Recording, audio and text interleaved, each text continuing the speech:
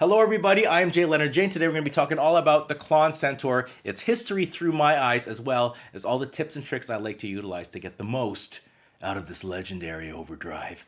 Let's get into it.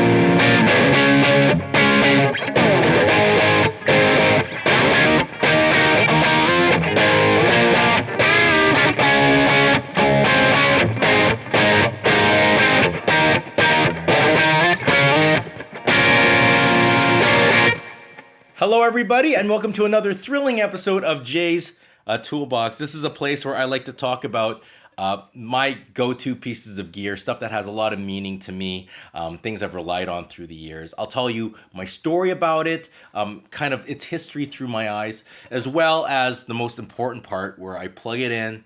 I just show you all the tips and tricks, get you the sweet spots, and I guess show and share with you how I like to use it, how I like to integrate it into my sound. So today, we are talking about the legendary Klon Centaur. This is mine. I've probably had it since, like 2004. The inspiration of this video actually comes from a previous Jay's Toolbox video I made on the Proco Rat, which is my desert island guitar pedal. I got a private message from one of my Patreon supporters that saw the Proco Rat video, and he asked me if I can do the same thing on my Klon Centaur. And when I read that, I was like, you know what, that makes perfect sense to me. I'm a huge fan of the Klon Centaur. I have a lot to say about it. It's a very polarizing pedal. There's a lot of hype about it and mystery. So I thought, oh, wonderful idea. So what we're gonna do is I'm gonna put some chapters here. So if you want to go straight to the how I dial it in, you can go there. But to start off, let's just do a little bit of story time. I'll tell you about this pedal. So this box over here is a Klon Centaur.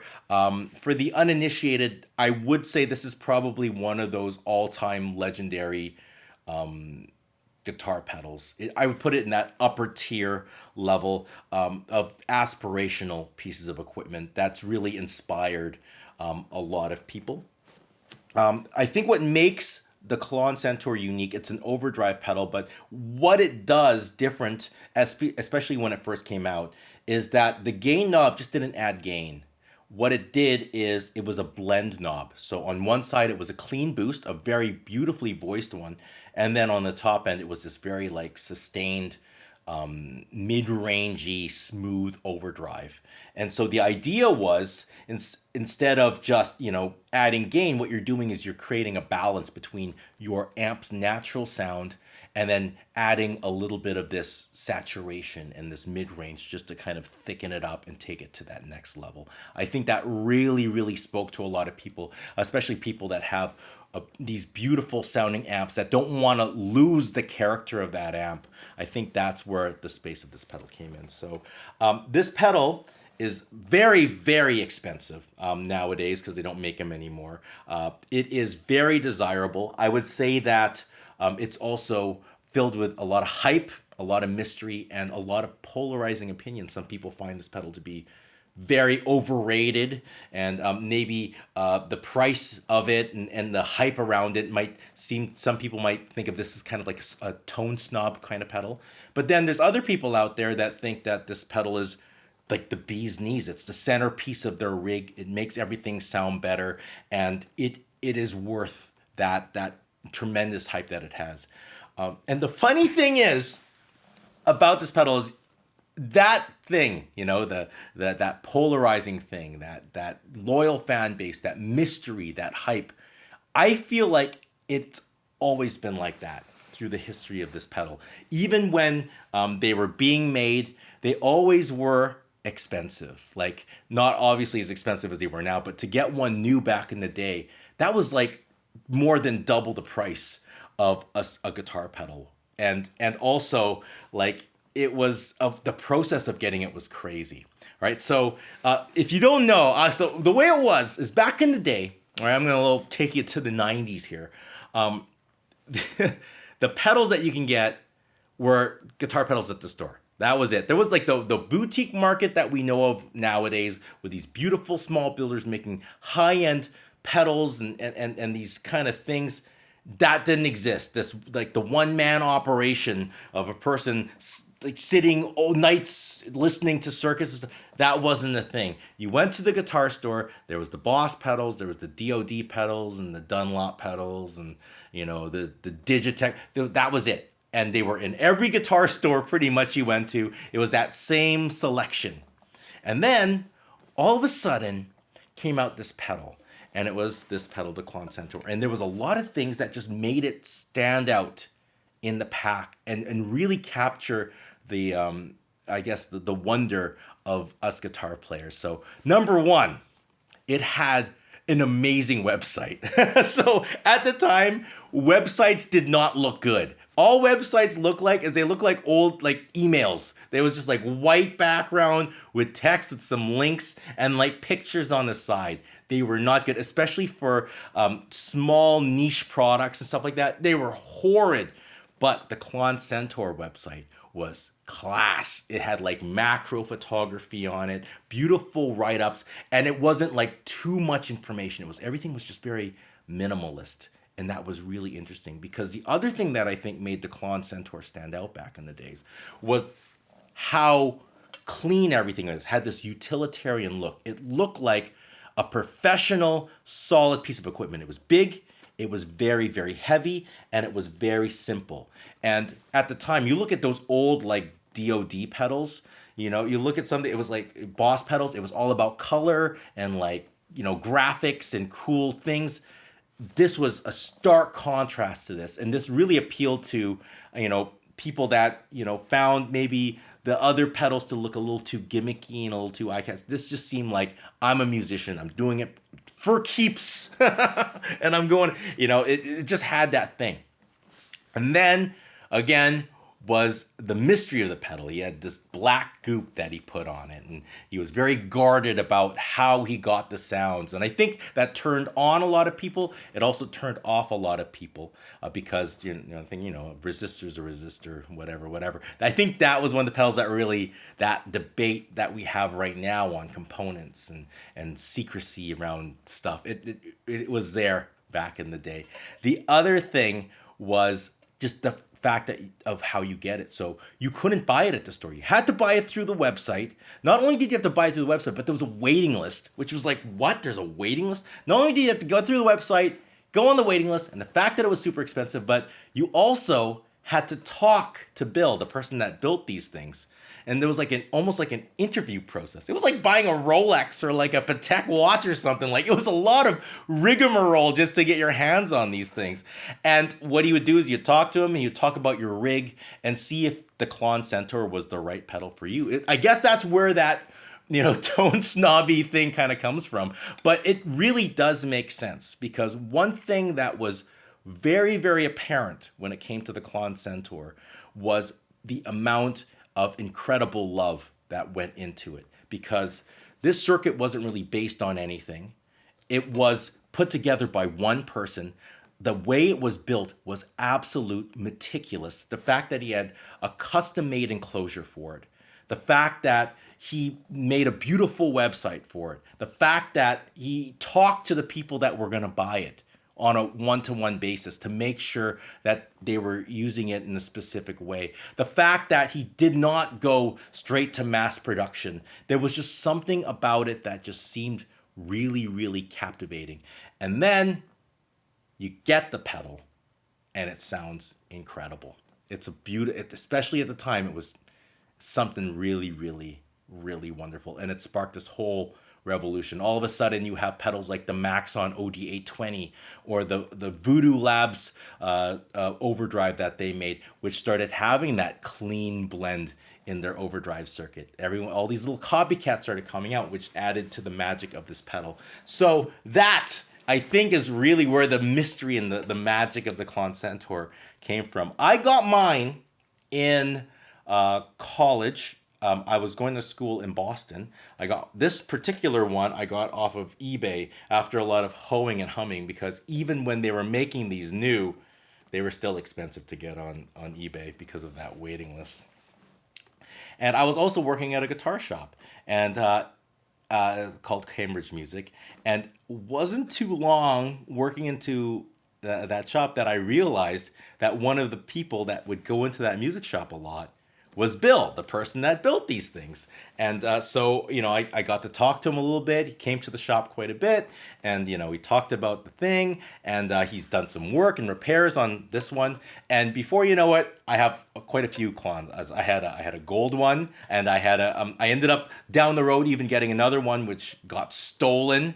And I got really, really scared about that. So I even had my wife, who was my girlfriend at the time, later on, build me a dummy enclosure for me to put my Klon Centaur in, so no one would steal it. They would think it was just some random pedal, because they were really, really desirable. They've always been really, really desirable. When it comes to the Klon Centaur, I always thought that it was a special pedal. I used the Klon Centaur for a big chunk of college, my student recital and everything like that. I think the most one of the gigs that kind of changed my life, I was using a Klon Centaur. So I played in a band in Macau. So Macau is like the Las Vegas of Asia. That's where, like Casino Royale, that's Macau. And I was playing at the nightclub there called the Bellini Lounge. We played there like every night, almost late nights, just dance music, party music. And my rig at the time was actually a Klon. And the Klon would feed into a sub-decay Liquid Sunshine. That was my overdrive stacking. That was the pedal I used, and I used that every single day for like 4 months. And it was through that gig that I ended up getting connected with the Hong Kong pop scene, and ended up becoming a guitar player for Sandy Lam, and working with June Kung and all this stuff. This was the sound that got my foot in the door to a wonderful stage of my life, where I was traveling the world and playing in the arenas and stadiums and stuff like that, playing Cantonese music. I can't even speak Cantonese, so I would have to say Klon Centaur has a little bit of say to that. So with all that being said, let's plug this thing into the amplifier, and I'm going to show you exactly how I like to dial this thing in for my sound. Let's get to work. All right, we are wired up and ready to rock and roll. So I got the Klon Centaur. I'm going into a Bad Cat, Hot Cat, and this is my guitar and the amp on its own.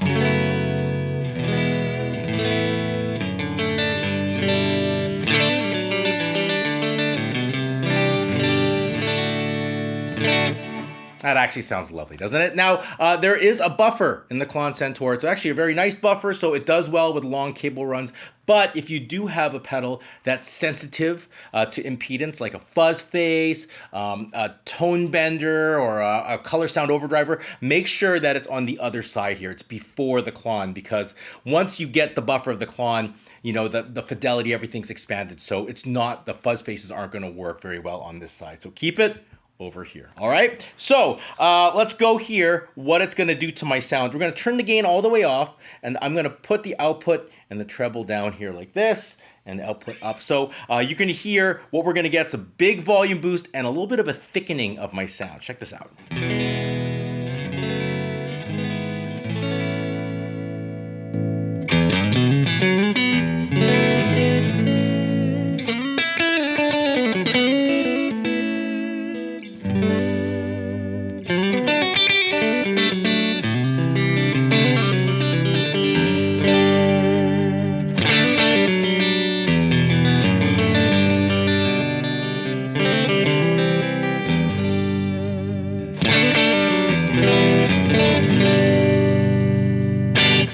That sounds absolutely lovely. I think why it sounds good is it's my amp. It's very, very much the sound of that Bad Cat amp, only I'm pushing the front end a little bit more, and I'm smoothing it out a little bit with the treble. Just glorious stuff. Now let's go hear what the overdrive character sounds like. If I go all the way up to like 3 o'clock, this is my like go-to going through a clean amp, really affected kind of high gain overdrive sound. I'm gonna turn the treble up because it gets darker as I turn this up, and then we're gonna turn this down too. Let's hear what this sounds like. I love this setting here.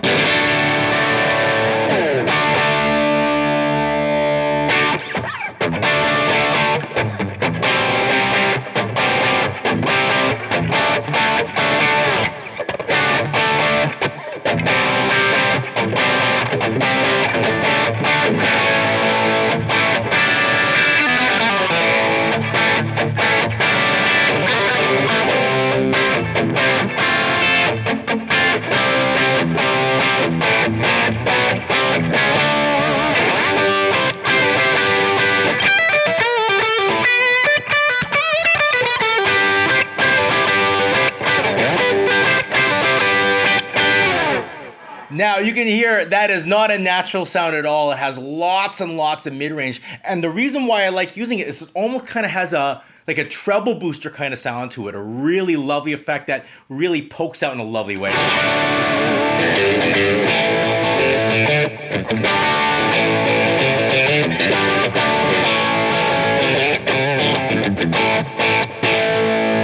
That mid-range bump is a little bit higher than a tube screamer. It's like right around 1K, so it is a lot of mid-range on the upper end, but it's in that clearer side, whereas the tube screamer is a little bit more down low, a little bit more, I guess, fat. This one has a little bit more clarity. When I'm going through a clean app, those are pretty much my two settings that I like to use. I like this on the saturated side, and I like this on the nice and clean side. This is a really great always on setting over here.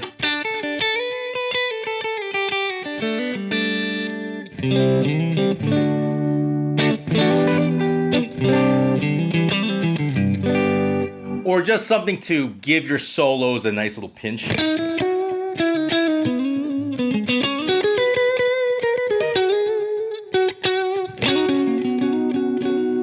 And then of course when I'm on the clean side, I like to have that super high, super nasally setting.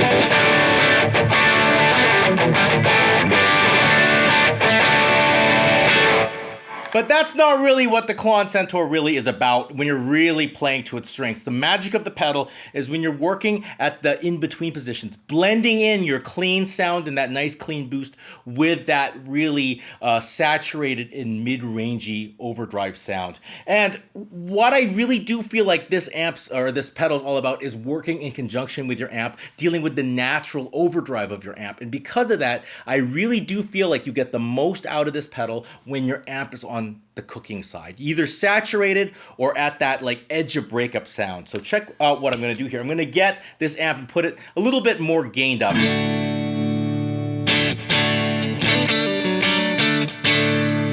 That's nice. Now I got that natural gain. Now I'm going to turn this all the way down, and we're going to hear just pushing that sound to take me up to the next direction.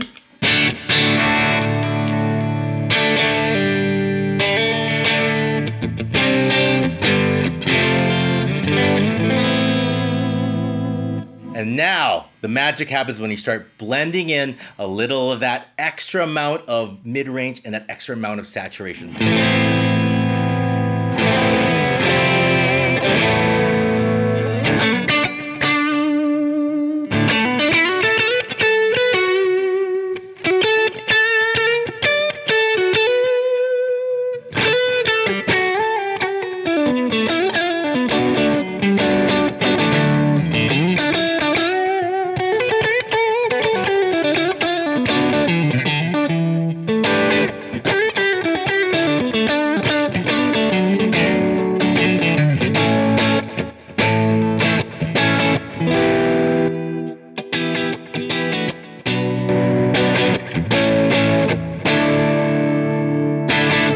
So it still very, very much sounds like my rig. I can hear all the details of my guitar, all the details of my amplifier.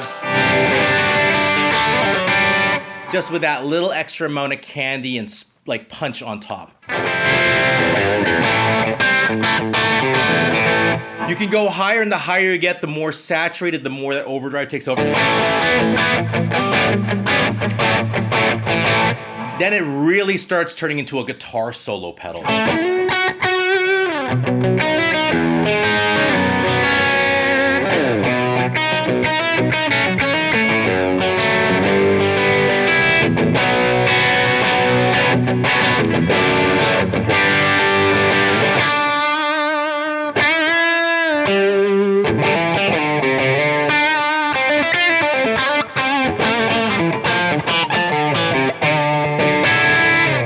It's really, really beautiful stuff. And I do like to keep it, when I'm working with the amplifier, I do like to keep it on the lower register of the gain knob. I don't really like to push it too much. I just put enough to give me the extra saturation and the extra cut that I need, but not more, because once I start turning it up too much, I start losing the touch sensitivity of the amplifier. It doesn't clean up as well. The high gain sound of the Klon, it's not like a clean up with the volume knob kind of thing. So when you have it on the lower end, you can get the clean up while still getting the benefits of that nice tonal change.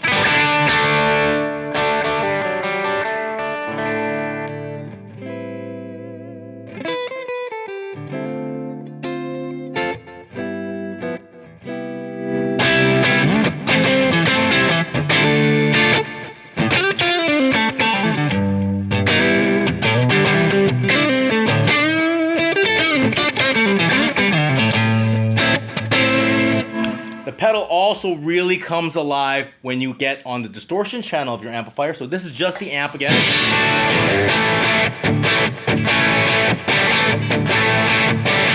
Let's hear what the Klon does. Gain all the way down.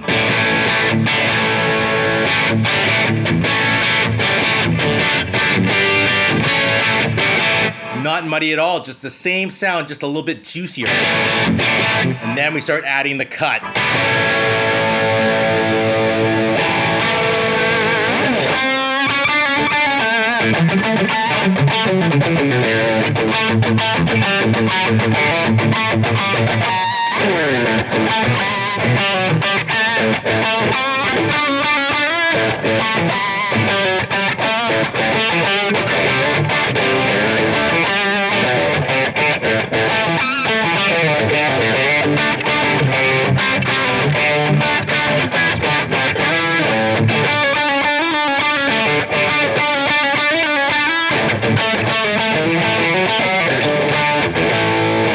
It's lovely because you get that natural sounding of the amplifier, and then when you add the gain, it doesn't get mushy. It doesn't get like indistinct and like kind of gross sounding. It still stays defined and still stays low.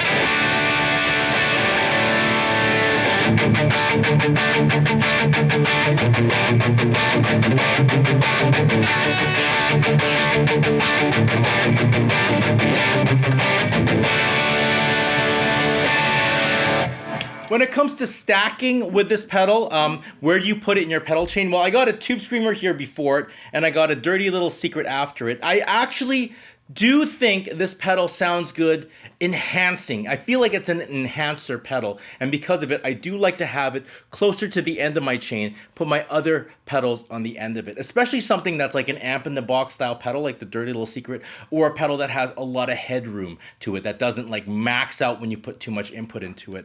And that's where I think it sounds the best. I'm gonna go back in the clean channel of my amp, turn on the Dirty Little Secret.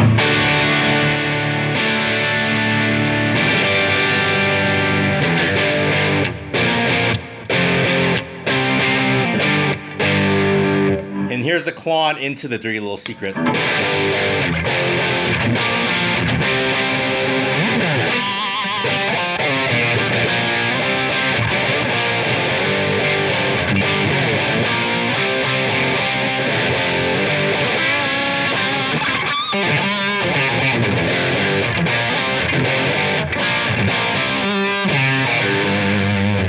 Now let's do the opposite, okay? So I'm gonna turn this on.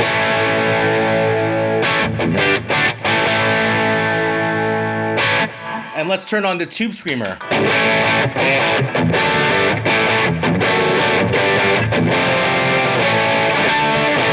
I find when I put something into it, I'm highlighting those mids. It's getting even honkier, and it sounds a little bit more boxy. I find that, again, this is an enhancer, so I like to put it into something wide to enrich in it, but when I have something going into it, I don't think I'm really getting the full benefit of it. So I do like to have it on the other side. Everyone has a different way of approaching it, but you definitely are going to get more cut when you're putting these two together. But it just sounds thicker the other way.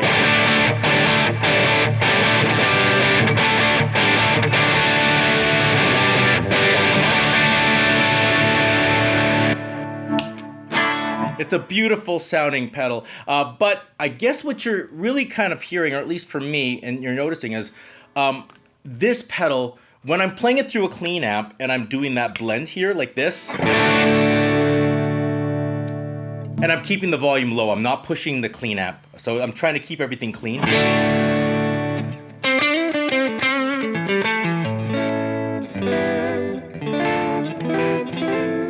It actually sounds kind of a little bit on the boxy side.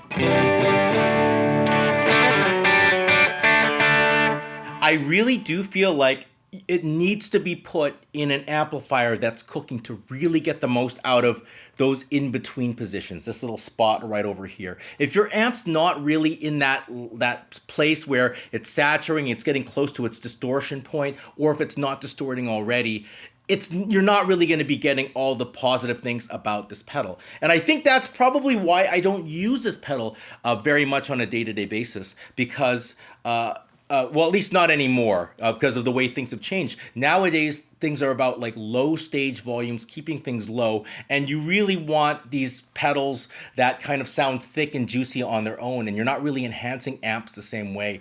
This needs to be cooking. It needs to be loud. It needs to be brash, and it needs to be cooking with something, with some gas. So this is definitely an enricher pedal. I wouldn't call it a bedroom pedal if you're a person just trying to keep the volume low. This is really for, you got yourself a Marshall amplifier, you got yourself a deluxe, but you're not just playing the deluxe at 3, you're playing the deluxe at like 4 or 5. Now you're really getting the benefit of this pedal. That's why I think you had to make that phone call back in the day, because I think you wanted to make it clear. Don't put this into that quiet amp and put that amp way below its, you know, in between distortion point. It wants to be juiced out, it wants to muscle out, and it wants to enhance. That's what the Klon's all about. And I think if that's what you're looking for, you have that great amplifier, you have that great piece of equipment, and you really just want to take it to that next level, this is definitely the pedal to let it happen, and definitely the pedal to get it done. And that is how I like to utilize my Klon Centaur.